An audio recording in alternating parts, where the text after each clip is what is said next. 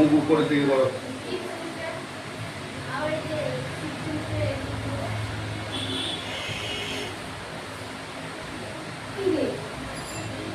ঘরের মধ্যে যে বলছিল হাতের দিকে ওটা ঠিক হয়েছিল?